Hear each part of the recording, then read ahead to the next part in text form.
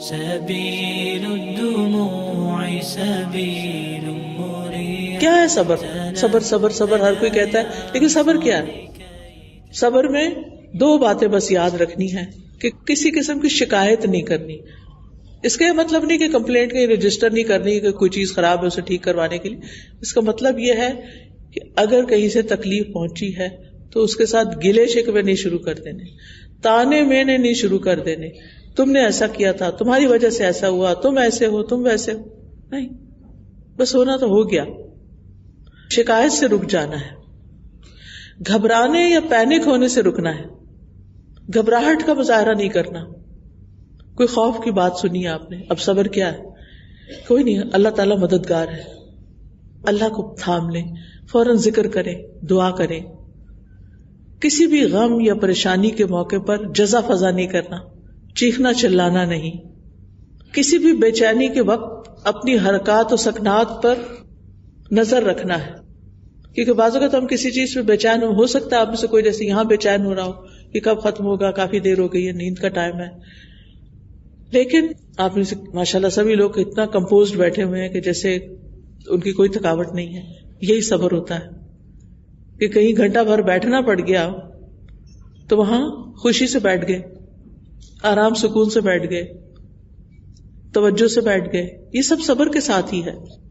یعنی کوئی بے چینی اپنے اوپر طاری نہیں کی، کسی کی شکایت نہیں، کسی کا گلہ نہیں، گھبراہٹ نہیں. اللہ سبحانہ و تعالیٰ نے ہمیں صبر کا حکم دیا ہے. قرآن مجید میں آتا ہے وَاصْبِرْ وَمَا صَبْرُكَ إِلَّا بِاللَّهِ، صبر کیجئے اور آپ اللہ کی توفیق کے ساتھ ہی صبر کر سکتے ہیں. پوری امت کو نبی صلی اللہ علیہ وسلم کے توسط سے یہ سبق دے دیا گیا کہ سبھی کو صبر کرنا ہے، اور صبر اللہ کی مدد سے ہی آتا ہے.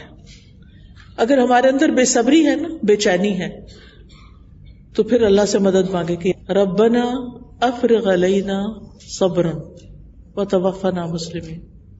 افرغ کا معنی آپ کو پتا ہے؟ افرغ کا معنی ہوتا ہے کہ کسی بالٹی کو پانی سے بھر کے پورا اپنے اوپر انڈیل دیں، فارغ کر دیں، یعنی پورے کا پورا ڈال کے اس کو خالی کر دیں. افرغ علینا صبر، یا اللہ صبر کی جو بھی قسمیں ہیں نا وہ ساری ہمارے اوپر ایسے ہی انڈیل دے جیسے ہم اپنے اوپر بالٹی کا سارا پانی انڈیل دیتے ہیں. جب پورے کا پورا انڈیل دیتے ہیں تو آپ بتائیے پھر کون سی جگہ خشک رہ جاتی ہے؟ کوئی بھی نہیں. تو جب ہم کہتے ہیں نا اللہ ہم پہ صبر انڈیل دے، تو اس کا مطلب ہے ہماری زبان میں بھی صبر آ جائے، ہمارے کانوں میں بھی آ جائے کہ ہم لوگوں کی باتیں برداشت کر سکیں، ہمارے ہاتھ، ہمارے پاؤں، ہمارا پورا وجود اس سے بھیگ جائے، اس میں امرس ہو جائے. پکا پورا صبر ہمیں عطا کر دے.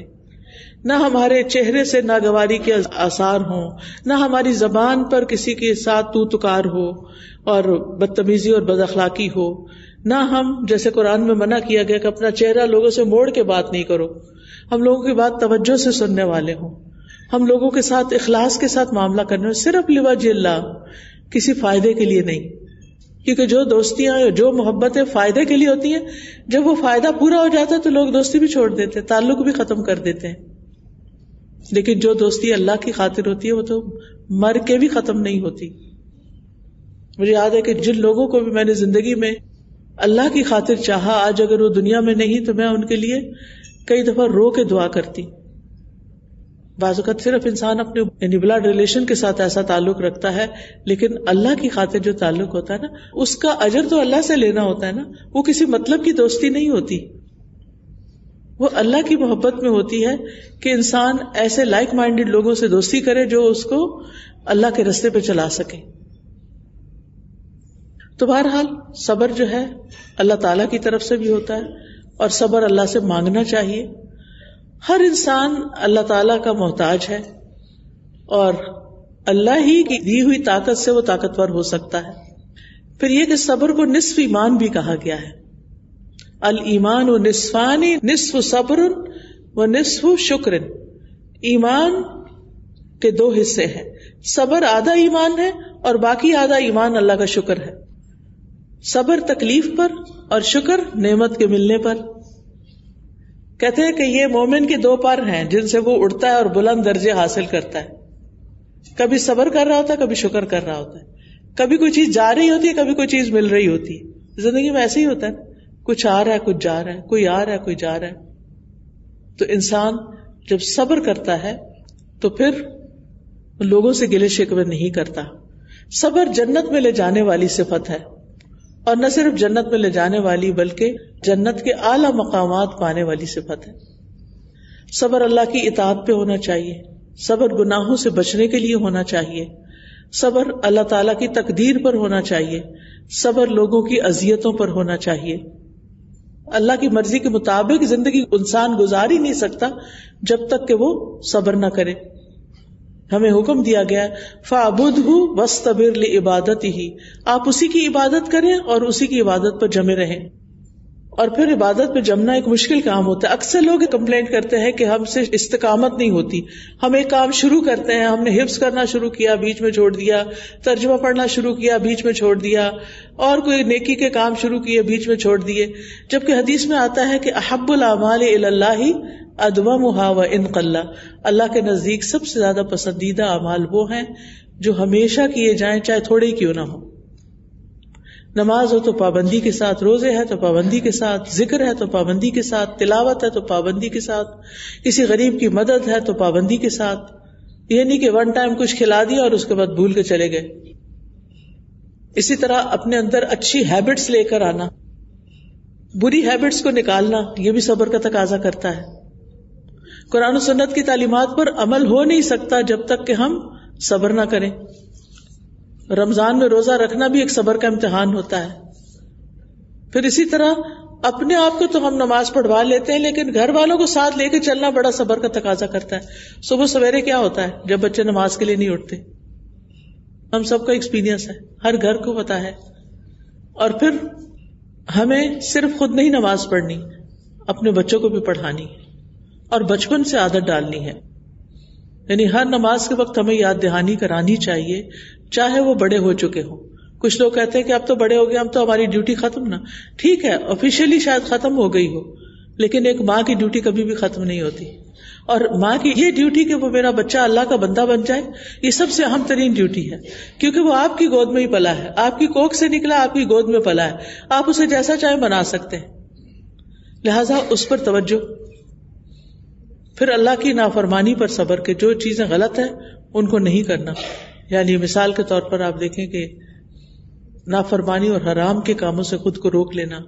گناہ سے رکنے پر جب انسان صبر کرتا ہے تو اس سے ملنے والی جو لذت ہوتی ہے وہ بھی بے مثال ہوتی ہے. پھر خواہشات سے رکنا، پھر گناہ کے موقع پر یہ یاد کرنا کہ اللہ دیکھ رہا ہے. گناہ سے رک کر اللہ سبحانہ وتعالیٰ کو راضی کرنا ہمارا کام ہونا چاہیے. پھر اس کے بعد آ جاتا ہے تقدیر پر صبر. وہ کیسے؟ کوئی شکوہ شکایت نہیں کرنی، کوئی منفی جملہ نہیں بولنا، غم اور غصے میں اللہ پر اعتراض نہیں چڑھنا.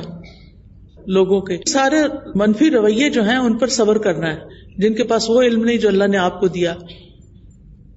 مشکل سے مشکل حالات میں کیا پڑھنا ہے؟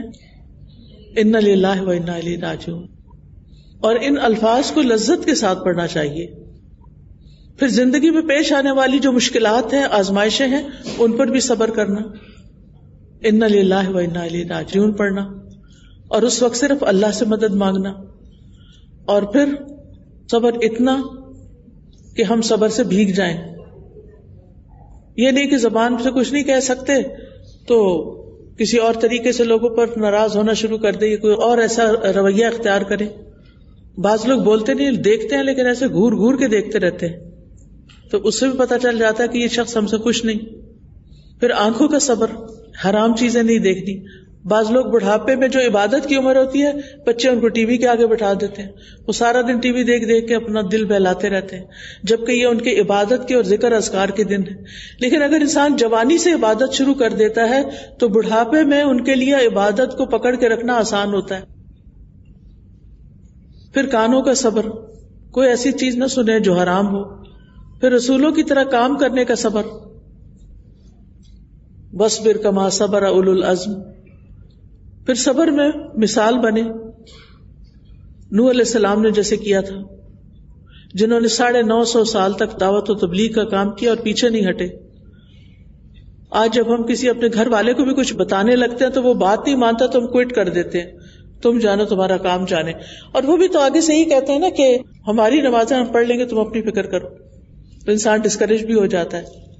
دوسری مثال صبر کی ابراہیم علیہ السلام کی ہے, کس طرح انہوں نے صبر کیا. نوح علیہ السلام نے کیسے صبر کیا. عیسیٰ علیہ السلام کی زندگی پر نظر ڈالیں تو کتنے صبر والی زندگی ہے. پھر اسی طرح موسیٰ علیہ السلام کی مثال لیجئے, کس طرح فرعون کا مقابلہ رہا ان سے. پھر نبی صلی اللہ علیہ وسلم کی مثال. اور صبر جو ہے وہ نیکیوں پر جم جانے کو بھی کہتے ہیں. استقامت صبر کے بغیر نہیں آتی. کوئی چیز کرنے کو دل نہیں بھی کر رہا پھر بھی کرنا ہے, نیند آ رہی ہے پھر بھی اپنی نیند کو کنٹرول کر کے جو کرنے کا کام ہے اس کو کرنا ہے. تو صبر کرنے کے لیے خود کو مجبور بھی کرنا چاہیے کہ نہیں اے نفس تجھے صبر کرنا ہے, تاکہ اس کا اجر کتنا ہے. ابھی میں نے جو آیت پڑھی تو اس میں کتنا اجر بتایا گیا, بے حساب. تو بے حساب اجر تبھی ہوگا جب بے حساب صبر ہوگا. کسی موقع پہ آ کے یہ نہیں کہنا اب میں تھک گئی, اب انف از انف, یہ نہیں کہنا. مرتے دم تک صبر. ہم صبر پہ ہمت ہار جاتے ہیں. اللہ تعالیٰ کو ہماری استطاعت پتہ ہے, اس لیے ہمیں وہ کام کرنے چاہیے جو اللہ تعالیٰ ہم سے چاہتا ہے. اپنے نفس اور شیطان کے خلاف جہاد کرنا چاہیے. جب انسان کسی بھی نیکی کے اوپر صبر کر لیتا ہے نا, پھر آہستہ آہستہ اس کے اندر اللہ تعالیٰ حلاوت ڈال دیتے ہیں. وہ کیسے؟ سلف صالحین میں سے ایک کا قصہ میں آپ کو سناتی ہوں. سلف صالحین پایس پریڈیسیسرز کو کہتے ہیں, جو پہلے کے نیک لوگ گزرے. وہ کہتے ہیں کہ میں نے 20 سال تہجد میں صبر کیا, مجھے مزہ نہیں آتا تھا, میری آنکھیں بھاری ہو جاتی, جسم میں تھکاوٹ ہو جاتی, اور بہت مشکل سے میں نے پڑھا. زبردستی خود کو جمائے رکھا. پھر ان 20 سالوں کے صبر کے نتیجے میں اگلے 20 سال میں نے تہجد میں بہت لذت محسوس کی, مجھے مزہ آنے لگا. اور یہ ایسے ہی ہوتا ہے, بچوں کو کوئی نیا کھانا دے تو ان کو مزہ نہیں آتا, پھر کھلاتے رہے تو بعض اوقات وہی ان کا فیوریٹ بن جاتا ہے. تو بہرحال مسلسل عمل کرتے جانا ہے جو بھی ہم قرآن و سنت میں سے پڑھیں. چوتھی چیز ہے لوگوں کی اذیتوں پہ صبر. قرآن مجید میں آتا ہے وَجَعَلْنَا بَعْضَكُمْ لِبَعْضٍ فِتْنَةً أَتَصْبِرُونَ وَكَانَ رَبُّكَ بَصِيرًا. اور ہم نے تم میں سے بعض کو بعض کے لیے فتنہ بنا دیا, کیا تم صبر کرو گے, اور آپ کا رب بہت دیکھنے والا ہے. تو اس سے کیا پتہ چلتا ہے کہ انسانوں کے لیے امتحان کا بچہ ہے. ان کے رویے, ان کے اخلاق, ان کے معاملات. بعض اوقات ہم کوئی نیکی کا کام کرنا چاہتے ہیں, انسانوں کے برے رویے کی وجہ سے پیچھے ہٹ جاتے ہیں. ان کا کیا بگڑا تو ہمارا, ہم نے ایک نیکی کا موقع گنوا دیا. لیکن اگر آپ صبر سے کڑوا گھونٹ بھر کے اپنا کام جاری رکھتے تو آپ بڑا اجر پاتے. مل جل کر رہنے میں صبر, ایک گھر کے اندر بہن بھائیوں کا, اور صبر کرنے میں اللہ سے مدد مانگنا, کسی کے ستانے پہ صبر کرنا, کسی سے تکلیف پہنچے تو صبر کر لینا, کسی کو ہم پر پریفرنس دی جا رہی ہو تو صبر کر لینا, دوسرے کے بارے میں اپنی سوچ مثبت رکھنا. تو اللہ سبحانہ وتعالیٰ ہم سے کیا چاہتا ہے کہ ہم اپنے رنج و غم کی داستان کس کو سنائیں؟ اللہ کو. انما اشکو بثی وحزنی الی اللہ, میں اپنے غم اور دکھ کی فریاد اللہ سے کرتا ہوں. اس کو پتا ہے, اس کو سب معلوم ہے کہ بندے کس حال میں ہے, کیا کر رہے ہیں. پھر یہ کہ اللہ تعالیٰ کو الزام نہیں دینا چاہیے, اللہ کی رضا میں راضی ہونا چاہیے, رب سے رضا کے کلمات زبان پر ہونے چاہیے, اور یہ دعائیں بھی سیکھ لینی چاہیے. ربنا افرغ علینا صبرا وتوفنا مسلمین. ایک اور سورت میں آتا ہے جاسیہ میں, ربنا افرغ علینا صبرا وثبت اقدامنا وانصرنا علی القوم الکافرین. اے ہمارے رب ہم پر صبر انڈیل دے اور ہمیں ثابت قدم رکھ, اور کافروں کے مقابلے میں ہماری مدد فرما. صابرین کے لیے دعائیں بھی ہیں, جس میں ایک تو انا للہ و انا الیہ راجعون پڑھ کر کیا کریں, اللہ کی طرف رجوع کریں.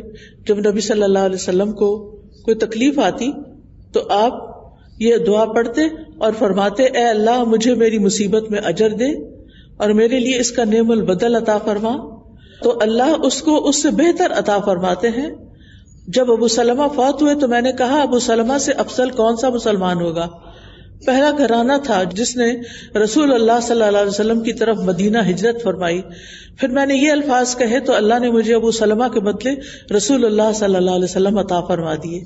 ابھی انہوں نے دیکھا نہیں تھا ان کو، یعنی وہ پہلی دفعہ ملاقات کر رہے تھے.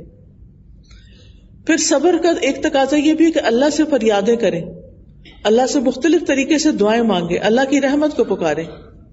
تو بہرحال خلاصہ یہی ہے کہ انسان اس وقت تک کچھ نہیں کر سکتا جب تک کہ صبر نہ کرے. صبر ہماری زندگی کا ایک لازمی حصہ ہے اور اولو العزم پیغمبروں کا کام ہے. اللہ تعالیٰ سے دعا ہے کہ وہ ہمیں عمل کی توفیق عطا فرمائے. اب آپ میں سے کوئی کچھ کہنا چاہے تو موسٹ ویلکم. جی ہاں بالکل، جزاک اللہ خیر. آپ نے بہت اچھی بات کی کہ ہم عام طور پر صبر وہاں کر جاتے ہیں جہاں ہمارا بس نہیں چلتا تو ہم چپ کر جاتے ہیں. صبر وہاں بھی کرنا ہے، اپنے میٹس کے ساتھ، سروینٹس کے ساتھ، اپنے سے چھوٹوں کے ساتھ، اپنے بچوں کے ساتھ، کہ جہاں ہمارا بس چلتا ہے کہ ہم ان کی کچائی کر دیں وہاں پر ہم خاموش ہو جائیں اور پھر کسی اور وقت میں اچھے طریقے سے اس بات کو سمجھا دیں. دیکھیں اب تو ہر ایک کے پاس ڈیوائسز ہیں، ان پر فجر کا انٹر ہونے کا ٹائم لکھا ہوتا ہے. اس وقت آپ کو اپنا روزہ بند کر دینا چاہیے، چاہے آپ کی اذانیں ہو رہی ہیں یا نہیں ہو رہی. اذانوں کے پیچھے نہ جائیں کیونکہ یہاں تو آدھے گھنٹے بعد بھی اذان ہو رہی ہوتی ہے. تو آپ دیکھیں اپنے فون کے اوپر کہ شروق یعنی سن رائز کتنے بجے ہے، فجر کتنے بجے ہے، مغرب کتنے بجے، اس کے مطابق روزہ رکھیں اور کھولیں. ٹھیک ہے.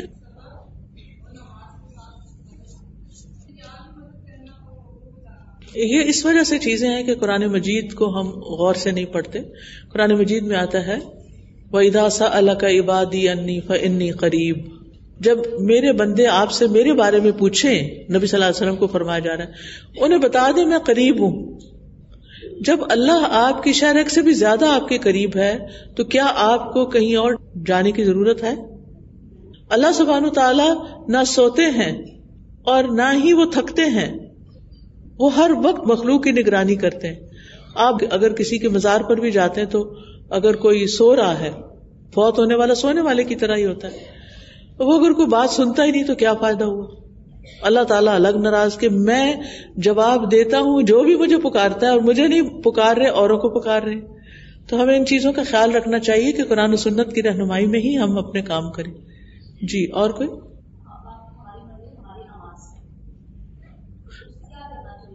خاموش ہو جانا چاہیے.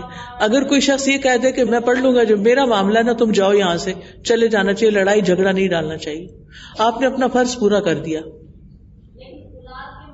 اولاد کو کسی اور وقت پھر آرام سے سمجھائیں، کیونکہ جب دونوں طرف گرمی ہو جاتی ہے نا تو پھر بات سمجھائی نہیں جا سکتی.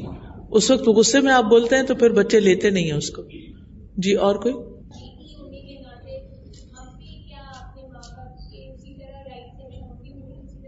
بہت بڑا اجر ہے. آپ یہ بتائیے کہ ہمسائے کے کوئی حقوق ہمیں بتائے گئے؟ اگر ہم ان کے ساتھ رہتے ہیں تو ہمسایہ بن کے ہی رہ لیجئے. نبی صلی اللہ علیہ وسلم نے اتنی تاکید کی ہمسائے کے حقوق کا خیال رکھنے کی کہ آپ نے فرمایا کہ مجھے ڈر ہوا کہ کہیں ان کو وراثت میں نہ شریک کر دیا جائے. تو شوہر کے والدین جو ہیں، ساس سسر جو ہیں، وہ اپنے والدین کی طرح ہی ہوتے ہیں اور ان کی بھی خدمت کرنی چاہیے. اگر ہمارا دین ہمیں ہمسایوں کا خیال رکھنے کو کہہ رہا ہے تو اپنے گھروں کے اندر جو ہمسائے ہیں ان کا کیا کریں گے؟ اور کوئی؟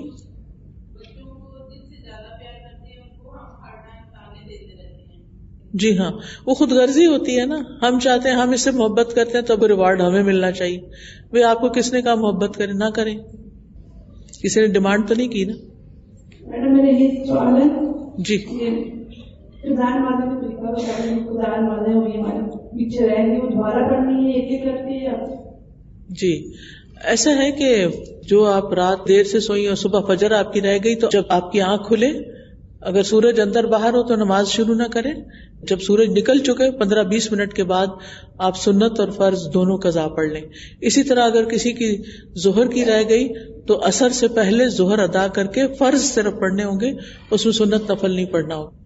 میڈم جو بچے یوننگ میں گئے اکثر چھٹی کرتے ہیں، 5-6 بجے تک گھر لوٹتے ہیں، جب ان سے اس ٹائم میں ایسا کہتے ہیں کہ تھوڑا سا ٹائم ہے بیٹے پڑھ لو اس کو، چلو 4 سال کی پڑھ لو تو اس کی دکھاتی ہوں بہت لگے ہوئے ہیں. جی، اپنے بچوں کو قرآن سے جوڑیں، ان کا ایمان مضبوط کریں، کیونکہ ہم صرف اپنی نصیحتوں پر ہی گزارا کرتے ہیں کہ ہم ان کو بتا دیں کہ یہ کرو یہ نہ کرو. صرف کسی کو ڈوز اینڈ ڈونٹس بتانے سے بات نہیں چلتی، اس کے کانسیکوینسز بھی پتا ہونے چاہیے ان کو، اور وہ قرآن مجید میں واضح طور پر بتا دیے گئے ہیں. تو کوشش یہ کریں کہ جیسے سنڈے ہے، چھٹی کا دن ہے، آپ ان سے 5 منٹ 10 منٹ لیں. میں اپنے بچے کو یہ کہتی تھی مجھے 5 منٹ چاہیے تمہارے، آئے ہم مل بیٹھ کے قرآن پڑھتے ہیں. پورا قرآن میں نے اپنے بیٹے کے ساتھ اسی طرح پڑھا، کیونکہ جب وہ قرآن سے گزریں گے تو ان کو پتا چلے گا کہ انہوں نے کیا کرنا اور کیا نہیں کرنا. ورنہ ہماری باتیں تو وہ ایک طرف سے سنتے ہیں دوسری طرف سے نکال دیتے ہیں. تو اللہ تعالیٰ کی عظمت کا ذکر کریں اور پھر اللہ سبحانہ وتعالیٰ کی جو عبادت کا مقصد ہے وہ بتائیں. اصل میں بات یہی ہے کہ بچے دین کی تعلیم حاصل کریں گے تو اللہ کے بنیں گے. بس ہمیں پوری کوشش کرنی چاہیے کہ ان کو دین سے جوڑیں، علم دیں. علم روشنی ہے، علم نور ہے، علم کے بغیر اندھیرا ہے. اندھیرے میں چلنے والے ٹھوکریں کھاتے ہیں. سبحان اللہ والحمد للہ ولا الہ الا اللہ واللہ اکبر ولا حول ولا قوة الا باللہ العلی العظیم. اللہم صل علی محمد وعلی آل محمد کما صلیت علی ابراہیم وعلی آل ابراہیم انک حمید مجید. اللہم بارک علی محمد وعلی آل محمد کما بارکت علی ابراہیم وعلی آل ابراہیم انک حمید مجید. ربنا آتنا فی الدنیا حسنۃ وفی الآخرۃ حسنۃ وقنا عذاب النار. ربنا هب لنا من ازواجنا وذرياتنا قرة اعین واجعلنا للمتقین اماما. ربنا هب لنا من ازواجنا وذرياتنا قرة اعین واجعلنا للمتقین اماما. یا رب العالمین، جو کچھ ہم نے پڑھا ہے، سنا ہے، سیکھا ہے، ہمیں اس پر عمل کی توفیق عطا فرما. اللہ ہمیں صبر عطا فرما. ربنا افرغ علینا صبرا وتوفنا مسلمین. اور ہمیں اسلام کی حالت میں فوت کرنا، اور صابرین کے لیے جس مغفرت اور بڑے اجر کا تو نے وعدہ کیا ہے یا اللہ تو ہمارے ساتھ پورا کرنا. یا اللہ ہمارے اس دنیا میں کیے ہوئے نیک اعمال کا اجر ضائع نہ کرنا. اللہ ہم پر جو بھی تکلیفیں اور آزمائشیں آتی ہیں ان پر بھی ہمیں اجر عطا فرما. تیرا وعدہ ہے، تیرے نبی کا فرمان ہے کہ زیادہ ثواب بڑی آزمائش کے ساتھ ہے. اللہ تو ہمیں عافیت عطا فرما، لیکن اگر کوئی تکلیف آتی ہے تو اس پر صبر عطا فرما، اور صبر کے اوپر اجر عطا فرما. اور صبر کرنے والوں کو جو خوشخبریاں آپ نے دی ہیں یا رب العالمین، تو ہمیں بھی وہ خوشخبریاں موت کے وقت بھی عطا کرنا اور بعد میں بھی. یا رب العالمین ہمیں صبر کرنے والا بنا تاکہ ہمیں تیری مدد حاصل ہو، تاکہ ہمیں تیری محبت حاصل ہو، کیونکہ واللہ یحب الصابرین، اللہ صبر کرنے والوں سے محبت کرتا ہے. اے اللہ ہمیں اس صبر کے ذریعے عزت عطا کرنا. یا رب العالمین ہمیں دشمن کی چالوں سے محفوظ رکھنا، ہمیں غور و فکر کی توفیق عطا فرمانا، ہمیں دنیا اور آخرت کی نعمتوں میں برکت عطا فرمانا، دنیا اور آخرت میں بہترین ٹھکانہ عطا فرمانا. یا اللہ تو ہم سب کو جنت الفردوس میں جگہ عطا فرمانا، جنت کے بالا خانے عطا فرمانا. یا اللہ ہمیں لوگوں کی باتوں پر صبر کرنے کی توفیق دے. اللہ لوگوں کے ستانے پہ صبر کی توفیق دے، غلط الزام لگانے والوں پر صبر کی توفیق دے. یا اللہ ہمیں حالات کی تنگی، مہنگائی اور جو بھی پریشانیاں اس وقت چل رہی ہیں ان سب کے مقابلے میں بھی صبر کی توفیق دے. اللہ ہمیں رزق کی کمی پر صبر کرنا سکھا دے. یا اللہ بیماریوں پر صبر کرنا سکھا دے، بچوں کی طرف سے آنے والی تکلیفوں پر صبر کرنا سکھا دے. یا اللہ علم کے حصول کا شوق دے دے، اور علم کے راستے میں جو مشکلات آئیں ان پر صبر عطا فرما دے. یا اللہ ہمیں جہاں کسی سے بدلہ لینے کا موقع آئے تو معاف کرنا سکھا دے، جاہلوں کے جواب میں صبر کرنا سکھا دے. یا اللہ ہمیں صبر کرنے کا طریقہ سکھا دے، ہمیں اپنی خاطر صبر عطا کر دے، اپنے چہرہ چاہنے کی خاطر صبر عطا کر دے، ہمیں صدمے کی پہلی چوٹ پر صبر عطا کر دے، ہمیں صبر جمیل عطا فرما. ہم ہر حال میں تیری تعریف کرنے والے ہوں، ہم ہر حال میں تیرا شکر ادا کرنے والے ہوں، ہم ہر حال میں تیری رضا پہ راضی ہونے والے ہوں. اللہ ہماری زبان سے خیر کی بات نکلے. اللہ ہم ہر پریشانی میں تجھے یاد کرنے والے ہوں. اللہ بندوں سے شکوے کرنے والے نہ ہوں، گھبراہٹ کا مظاہرہ کرنے والے نہ ہوں. یا اللہ تو ہمیں اپنی پہچان عطا فرما. اللہ ہمیں صالح پیغمبروں کے پیروکاری کی توفیق عطا فرما. یا اللہ ہمارے سامنے اسماعیل علیہ السلام کی مثال ہے جب انہوں نے اپنے والد کے حکم پر لبیک کہی اور اپنے آپ کو ذبح ہونے کے لیے پیش کر دیا. یعقوب علیہ السلام کی مثال ہے بیٹوں کی طرف سے پہنچنے والی تکلیف پر انہوں نے صبر کیا. یوسف علیہ السلام کی زندگی تو ہے ہی سارے کا سارا صبر. یا اللہ تو نے ان کو توفیق دی تھی، تو ہمیں بھی توفیق دے. ایوب علیہ السلام کی مثال ہمارے سامنے ہے یا رب کہ 18 سال وہ بندہ ایک شدید جسمانی تکلیف میں مبتلا رہا اور صبر کرتا رہا. اللہ تو ہمیں بھی صبر عطا فرما. اللہ حضرت آسیہ کی مثال ہمارے سامنے ہے جو فرعون کی بیوی تھی. یا اللہ ان پر طرح طرح کے ظلم ہوتے تھے لیکن انہوں نے اپنے لیے جنت میں گھر بنانے کی دعا کی اور ظالم لوگوں سے نجات کی. یا اللہ تو ہم سب کو بھی اپنی ہمسائیگی میں جنت میں گھر عطا فرما. یا رب العالمین ہمارے لیے دنیا اور آخرت میں اپنی رحمتوں کے دروازے کھول دے. یا رب العالمین تو ہم سب کو علم اور حکمت نصیب فرما. یا اللہ اس پروگرام کو آرگنائز کرنے والوں کو اجر عظیم عطا فرما، آنے والوں کو اجر عظیم عطا فرما، اور جتنے بھی لوگوں نے اس مجلس کو اٹینڈ کیا ہے اپنے وعدے کے مطابق یا رب ان کو بخش دے. یا اللہ تیرا وعدہ ہے کہ جو اکٹھے ہو کر تیرا ذکر کرتے ہیں، تیری یاد قائم کرتے ہیں، تو انہیں بخش دیتا ہے. یا اللہ تو ہم سب کو بخش دے. یا رب العالمین جن بچوں کی شادی نہیں ہوئی ان کو نیک صالح رشتے عطا فرما. یا اللہ جو بچے بگڑے ہوئے ہیں ان کو ہدایت عطا فرما. یا اللہ ہمارے بچوں کو، ہمارے شوہر کو ہماری آنکھوں کی ٹھنڈک بنا. یا رب العالمین ہمیں نیکی کے کام کرنا سکھا دے اور ہمیں برائیوں سے بچنے کی توفیق عطا فرما دے. یا اللہ جتنی بہنیں آئی ہیں ان کے دلوں میں جو دعائیں اور نیک تمنائیں ہیں ان کو پورا فرما. یا اللہ ہماری پاک فوج کی حفاظت فرما. یا اللہ ہمارے ملک کی حفاظت فرما. یا اللہ ہمارے ملک کو دن دگنی اور رات چگنی ترقی عطا فرما. یا رب العالمین جو اس کی سرحدوں کی حفاظت کر رہے ہیں تو ان کی حفاظت فرما اور ان کو اس پر اجر عطا فرما. یا اللہ دنیا بھر میں مسلمان جہاں جہاں پریشان ہیں یا اللہ ان کی پریشانی دور فرما. یا اللہ فلسطین کے مسلمانوں پر رحم فرما. یا اللہ تو ہم سب کو اپنی عافیت میں رکھنا اور ہر طرح کی تکلیف اور مصیبت سے بچا کے رکھنا. ربنا تقبل منا انک انت السمیع العلیم وتب علینا انک انت التواب الرحیم. وصلی اللہ تعالی علی خیر خلقہ محمد وعلی آلہ واصحابہ واہل بیتہ اجمعین برحمتک یا ارحم الراحمین. سبحانک اللہم وبحمدک اشہد ان لا الہ الا انت استغفرک واتوب الیک. السلام علیکم ورحمۃ اللہ وبرکاتہ.